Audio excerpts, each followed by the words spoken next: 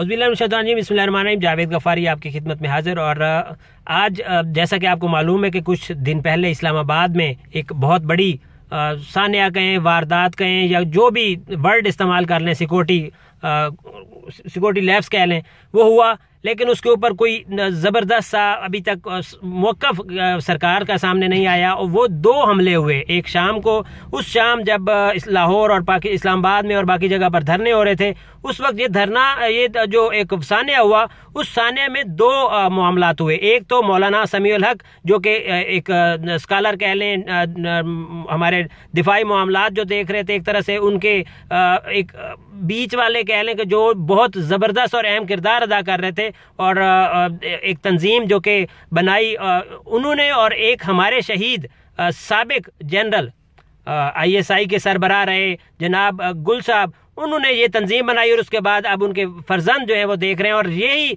Same time के ऊपर उनके ऊपर भी फायरिंग हुई। और वो थे जनाब अब्दुल्ला गुल साहब, और वो मेरे साथ मौजूद हैं। उनका मेहरबानी, उन्होंने मुझे टाइम दिया।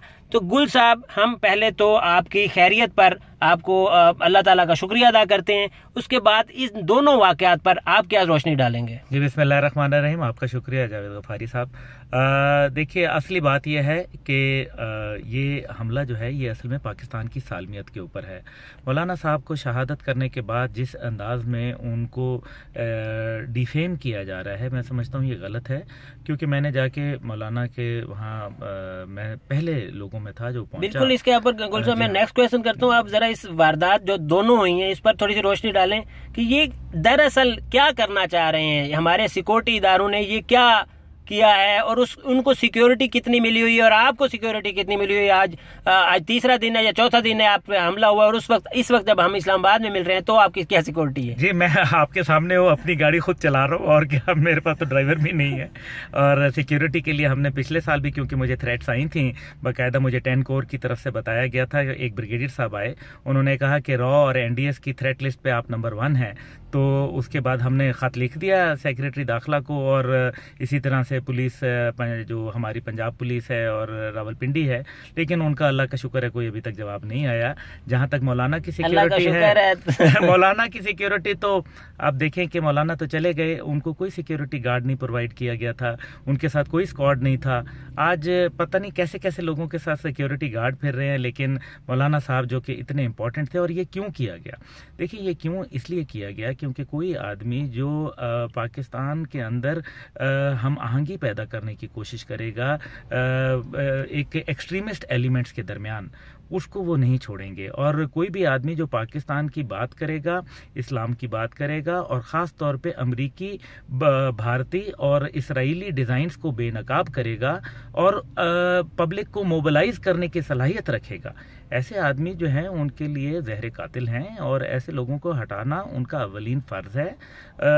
जहाँ तक ताल्लुक़ है, देखिए, अफ़गानिस्तान के अंदर एक बहुत बड़ी जो है वो शिकस्त अमेरिका को वहाँ हो चुकी है। और अगर अमेरिका वहाँ तालिबान के साथ गुफ्तगू करेगा तो नतीजा ये निकलेगा कि वहाँ वो आखिरकार हुकूमत तालिबान के हाथ में छोड़ेगा। इसका मतलब है कि बिलियंस ऑफ डॉलर्स जो इंडिया ने इन्वेस्ट किए हैं वो सिफर हो जाएंगे। और अगर वहाँ तालिबान आए तो इसका मतलब है प्रो पाकिस्तान हुकूमत आएगी। और साथ ही साथ जो अशरफ गनी हैं, जिनका खुद इंटरव्यू मौजूद है कि हम 2 दिन भी फॉरेन फोर्सेस के बगैर वहाँ नहीं चल पाएंगे, तो वो फॉरेन फोर्सेस के जाते ही अशरफ गनी साहब का जो किरदार है वो भी सिफर हो जाएगा। इसलिए ये सारा कुछ जो है ड्रामा रचाया जा रहा है, इसी वजह से कि मौलाना के लिए और मेरे लिए भी अफगानिस्तान का सोशल मीडिया जो कि फंडेड बाय NDS है, और इंडिया का सोशल मीडिया जो है वो इतना एक्टिव है और वो इतनी खुशी के शादियाने बजा रहा है। अच्छा गुल साहब, मुझे एक बात बताएं, जब ये सफ़र शुरू किया आपके वाले साहब ने, तो वो जब स्लोगन होते थे, जब ये मुख्तलिफ जगह पे आप पड़ाव डालते थे, तो आपके साथ एक आजकल के वफाकी वजीर, नाम आप ही ले रहे हैं, वो भी आपके साथ होते थे। वो आपसे उन्होंने अफसोस किया या उन्होंने इन एक्टिविटी में कोई अपना किरदार अदा किया? नहीं जी, उनके कोई उन्होंने ना इस चीज़ के ऊपर किया, बल्कि वो मुझे नज़र ही नहीं आए। वहाँ मौलाना के भी वहाँ कुल के ऊपर जब मैं था तो वहाँ मुझे वो नज़र नहीं आए। एटलीस्ट आपको फ़ोन करना बनता था। मेरी एक राय है, मेरी एक अदना राय हो सकती है, आपकी खैरियत उनको मतलूब करना चाहिए थी। मौजूदा हुकूमत जो है उसको ख्याल करना चाहिए। आज भी यकीन करें, हम एक जगह पे एक थर्ड प्लेस पे बैठे हुए हैं और वहाँ पे हमारी मुलाकात हुई, तो उसके बाद मैंने इनको रिक्वेस्ट की कि हम आपका इंटरव्यू एक छोटा सा कर लेते हैं ताकि हम आपके कम से कम शायद कुछ हम कर सकें। दिफाए पाकिस्तान काउंसिल का मैं मरकजी रहनुमा हूँ, शेख रशीद साहब भी उसमें आया करते थे। अभी हैं वो, उनकी मेंबरशिप है? अब कहाँ, अब कहते हैं जो देते थे दवाए दिल दुकान अपनी बढ़ा गए, अभी तो छोड़े। और इसी तरह मिली यकजहती काउंसिल का मैं एक रहनुमा। देखिए ना, मैं एक अपनी भी एक पार्टी है, सियासी पार्टी के जवानान पाकिस्तान। देखिए सुप्रीम कोर्ट ने बकायदा कहा है कि आप उसको जो है वो सिक्योरिटी प्रोवाइड करें, सुप्रीम कोर्ट का ऑर्डर है पार्टी हेड्स को। लेकिन ऐसी यहाँ कोई रवायत नहीं है। यहाँ वो कहते हैं तेरी याद आई तेरे जाने के बाद, जब लोग चले जाते हैं तो फिर नए नए। चलो अल्लाह ताला खैर रखे, ये तो खैर अल्लाह ताला बेहतर फरमाएंगे। हमारे जो हालात हैं मुल्क की, आपने कहा कि आपने कोई 20 दरखास्तें दी हैं, तो उसका कुछ जवाब भी देना पसंद नहीं करते। ये क्या हमारी हुकूमत इतनी वो है कि कम से कम आपको जवाब ही दे दे कि ये वजह है कि आप क्या मुस्तरद करते हैं? पिछली हुकूमत ने जवाब दिया ना इस हुकूमत ने जवाब दिया। हमें अल्लाह ताला के ऊपर यकीन है। दुश्मन कभी अस्त नेगे माह कभी तरस्त इंशाअल्लाह ताला। चले गुल साहब, वो तो हो गया। अब मौलाना समीउल हक साहब के ऊपर एक जो आपने शुरू में बात की, फेब्रिकेटेड एक बनाया जा रहा है, एक गेम प्लान किया गया है, उसके ऊपर तस्वीरें, पहले तो वो निकली कैसे, वो भी जरा मुझे तरीका बता दें कि वो टॉप सिक्योरिटी इतनी बड़ी पर्सनैलिटी, मतलब वो कि सिर्फ पाकिस्तान में नहीं, उनका अफगानिस्तान में भी किरदार था, वो कतर तक जितने जी वो हमारे तालिबान के वो होते हैं मुज़ाकरात होते हैं उसमें उनका किरदार था।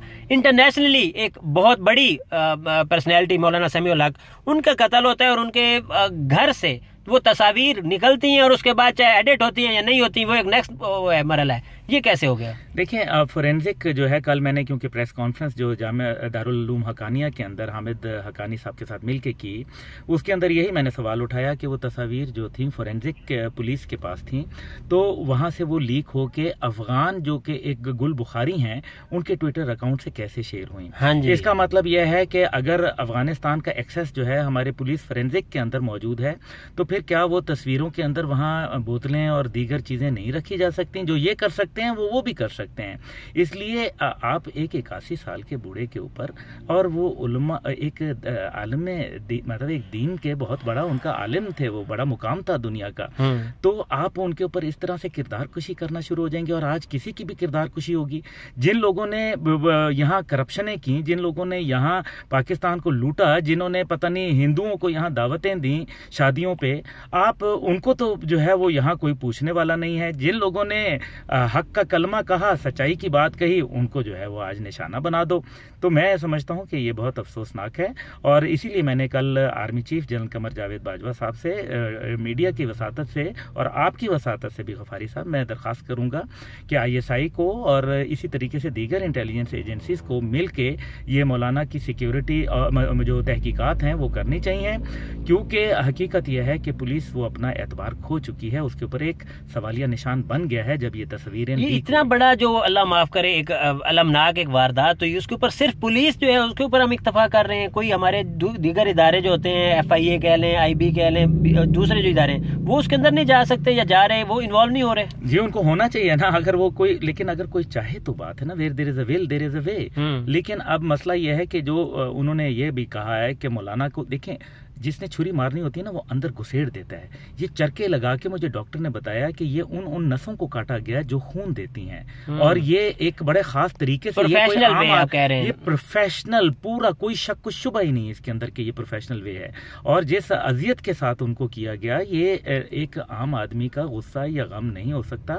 इसके पीछे बाकायदा एक बैरूनी साजिश मुलविस है, इसके अंदर तो कोई दूसरी राय नहीं है। और जहां तक ताल्लुक है कि आप देखें कि वो CCTV फुटेज कहाँ गई, इसी तरीके से जो कहा गया कि पुलिस ने कुछ लोगों को गिरफ्तार कर लिया, कोई एक आदमी भी गिरफ्तार नहीं हुआ, कोई एक आदमी गिरफ्तार नहीं हुआ। अच्छा गुल साहब, ये तो बड़ा अजीब आपने हौलनाक वाकया बताया, जो आप पर वाकया हुआ, थोड़ा उसकी हमें बताएं कि क्या हुआ, कैसे फायरिंग हुई, क्या प्लेस थी, कौन से? जी देखिए, मैं एक तकरीब में था इस्लामाबाद में, और मुझे वहाँ एक ऐसे फोन से आता है फोन जिसका नंबर मेरे पास सेव नहीं है, और वो मुझे कहते हैं कि जी आप को पता है कि मौलाना की शहादत हो गई। मैं एकदम सख्ते में आ जाता हूँ, मैं कहता हूँ जी आप गलत बात कर रहे हैं। वो कहते हैं कि जी उनकी तो नाश जो है वो वहाँ रखी हुई है सफारी अस्पताल में, और अगर आपके वालिद जनरल हमीद गुल हयात होते तो वो तो बड़े उनके साथ ताल्लुकात थे, वो तो वहाँ मौजूद होते। यानी कि मुझे रास्ता भी दिखा रहा है। अच्छा। और उस टाइम पे तो जाहिर है मेरे देखे ना आसान खता हो गया, एक तरह से खबर ही बहुत बड़ी खबर थी। मैं फिर उन्होंने कहा कि जी आप क्या वहाँ जाएंगे? मैंने कहा जी मैं वहाँ डायरेक्टली जा रहा हूँ अभी इस तकरीब से।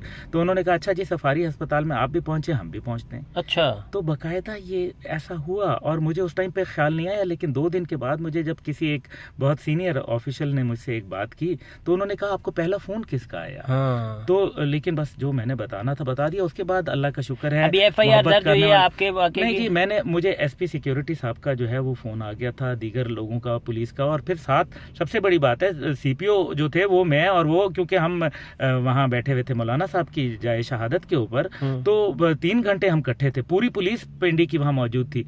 तो अब मैं पहले भी दरखास्त दी थी, मैंने उससे पहले भी दरखास्त दी, उससे पहले मेरी गाड़ी के ऊपर फायर हुआ, किसी ने कोई एक्शन नहीं लिया। मैं क्या बार बार मैं अपना मजाक नहीं बनवाना चाहता, कल को मेरे ऊपर भी इल्जाम लग जाएंगे कि पता नहीं जी इसके पीछे क्या राज थे। ये तो आजकल तो बदनाम करना तो बहुत आसान काम है ना। चले अल्लाह ताला सर आपको सेहत दे और इसी तरह माशाल्लाह कायम और दायम रखे। बहुत शुक्रिया, आपने हमें टाइम दिया और आपसे मजीद भी राब्ते में रहेंगे। आपने सुना जी जनरल हमीद गुल के आप कह लें कि फर्जंद अर्जमंद मोहतरम अब्दुल्ला गुल हमारे साथ मौजूद थे। उन्होंने अपना वाक़या भी बताया और मौलाना साहब के हवाले से जो अब तक की डिटेल है वो भी हमसे शेयर की।